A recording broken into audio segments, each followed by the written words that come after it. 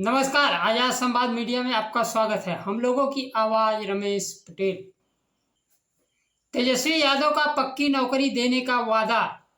उत्तर प्रदेश और मध्य प्रदेश से चौंकाने वाली खबर। जाति आतंकियों ने दलितों को पेशाब पीने पर मजबूर किया। समय पर खबर पाने के लिए चैनल को सब्सक्राइब करें। नमस्कार, खबर विस्तार से।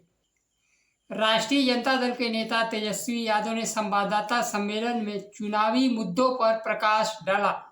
उन्होंने पहले की तरह कहा कि महागठबंधन बिहार में सरकार बनाती है तो अगले 20 महीने में हर परिवार के एक सदस्य को सरकारी नौकरी मिलेगी। उन्होंने डबल इंजन की सरकार पर निशाना साधते हुए कहा कि बिहार के लोग भ्रष्टाचार और पलायन से परेशान हैं। उन्होंने एक बार फिर आरोप लगाया कि मौजूदा सरकार उनके किए गए वादों की नकल कर रही है। राष्ट्रीय जनता दल के नेता ने कहा, जनता एक बार फिर बदलाव के लिए तैयार है। उन्होंने जीविका दीदी को लेकर बड़ा ऐलान किया। जो सामुदायिक कार्यकर्ता के रूप में काम कर रही है उन्हें अस्थायी सरकारी कर्मचारी बनाया जाएगा। उनका मासिक वेतन 30,000 रुपये किया जाएगा। इसके अलावा उनके लोन पर ब्याज भी माफ किया जाएगा और बीमा भी 5 लाख का किया जाएगा। तेजस्वी यादव डबल इंजन सरकार के माई बहन मान योजना पर तीखा प्रहार किया। इसे चुनावी भ्रष्टाचार और रिश्वत करार देते हुए कहा, असल में ये 10,000 रुपये कर्ज है और इसे सरकार वसूलेगी। इसके साथ ही वादा किया कि सरकार बनने पर सभी संविदा कर्मियों को अस्थायी पक्की नौकरी। अब नामांकन का दौर खत्म हो चुका है और बिहार परिवर्तन का मन बना चुका है। वहीं केंद्रीय मंत्री एलजेपी रामविलास पासवान के प्रमुख चिराग पासवान ने तेजस्वी यादव के घोषणाओं को लेकर कहा, यह मुंगेरी लाल के हसीन सपने जैसा है।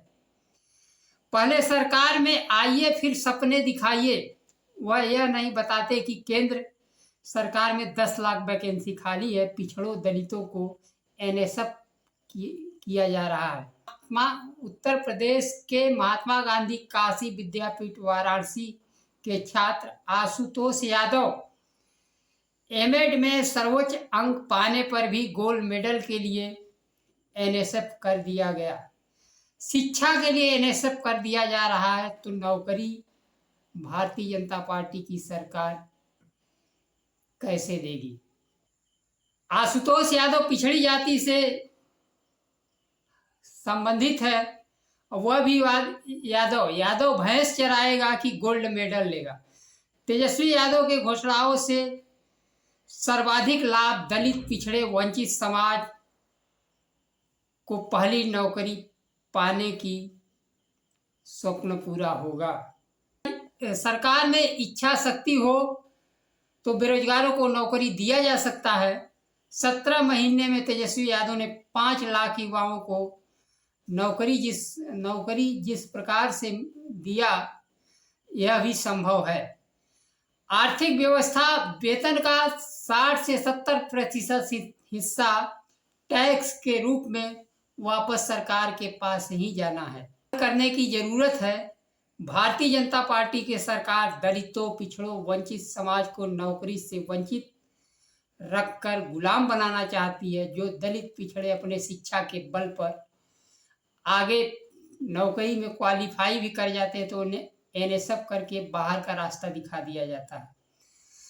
सरकारी नौकरियों को या तो बेच दिया गया है या तो ठेके पर कर दिया गया है और उनका लक्ष्य है देश के वंचित समाज को लाचार और मजबूर नागरिक बनाए रखने का है। 5 किलो राशन पर जिंदा रखने का, धर्म जाति के नाम पर समाज में नफरत बढ़ाते रहें और शिक्षा मिल जाएगा तो सरकार से सवाल पूछेंगे। यह भारतीय जनता पार्टी की सरकार वंचितों को कभी सशक्त नहीं करेगी। दूसरी खबर मध्य प्रदेश और उत्तर प्रदेश से दलितों के शोषण का है। उत्तर प्रदेश और मध्य प्रदेश के भिंड में जाति आतंक का घटना चौंकाने वाली आई है। लखनऊ में एक बुजुर्ग दलित व्यक्ति के साथ अमानवीय व्यवहार करते हुए पेशाब चाटने पर मजबूर किया गया। वहीं भिंड के एक लड़के के साथ मारपीट कर पेशाब पिलाई गई। दोनों प्रदेशों में भारतीय जनता पार्टी की सरकार है। उत्तर प्रदेश देश में दलितों पर अत्याचार में नंबर 1 पर बना हुआ है। लखनऊ में पीड़ित बुजुर्ग रामपाल काकोरी इलाके के शीतला माता मंदिर में पानी पी रहा था। रामपाल के पोते ने बताया कि मेरे दादाजी को सांस लेने में तकलीफ है। कल शाम को उन्हें खांसी आने लगी और इसी दौरान थोड़ा पेशाब निकल गया। इसके बाद वहां पम्मू आया और मेरे दादाजी को जाति सूचक शब्द गालियां देने लगा। मुकेश ने बताया, इसके बाद दादाजी डर गए और उन्हें पेशाब चाटने को कहा तो उन्होंने चाट लिया। इसके बाद आरोपियों ने रामपाल से उस जगह को धोने को कहा तो रामपाल ने तालाब से पानी लेकर उस जगह को धोआ। आरोपी के खिलाफ SC/ST के तहत मामला दर्ज कर लिया गया है। घटना को लेकर समाजवादी पार्टी के प्रमुख पूर्व मुख्यमंत्री अखिलेश यादव ने कहा कि भूल का अर्थ यह नहीं कि उसे अपमानजनक अमानवीय सजा दी जाए। परिवर्तन ही परिवर्तन ला सकता है। इस घटना पर कांग्रेस पार्टी ने एक पोस्ट में कहा, उत्तर प्रदेश की राजधानी लखनऊ में RSS के कार्यकर्ता एक बुजुर्ग दलित व्यक्ति को पेशाब चाटने पर मजबूर कर दिया। यह घटना मानवता पर कलंक है। यह घटना भारतीय जनता पार्टी के दलित विरोधी मानसिकता का प्रतीक है। दलितों के प्रति नफरत उनके खून में है, इसलिए वे संविधान खत्म करके मनुवाद लागू करना चाहते हैं ताकि जाति के आधार पर शोषण कर सके। साथ ही कांग्रेस पार्टी ने मांग की कि दोषियों को कड़ी से कड़ी सजा मिलनी चाहिए। सांसद चंद्रशेखर ने कहा, RSS कार्यकर्ता द्वारा बुजुर्ग रामपाल पासी को पेशाब चाटने के लिए मजबूर करना सिर्फ एक अपराध नहीं है, बल्कि जातिवाद सामंतवाद की वर्षों पुरानी दलित विरोधी मानसिकता का नंगा प्रदर्शन है। यह न केवल मानवता के लिए कलंक है, बल्कि संविधान की आत्मा पर भी प्रहार है। भिंड में एक 25 वर्षीय दलित लड़के को 3 लोगों ने अपहरण करके पिटाई करने के बाद पेशाब पीने के लिए मजबूर किया।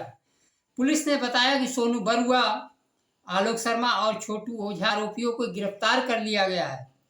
पीड़ित को ग्वालियर स्थित उसके ससुराल से अगवा करके भिंड लाया गया। पीड़ित सोनू का ड्राइवर था। कुछ समय पहले उन्होंने काम छोड़ दिया था। भिंड लाने के बाद बेरहमी के साथ उसके साथ मारपीट की गई।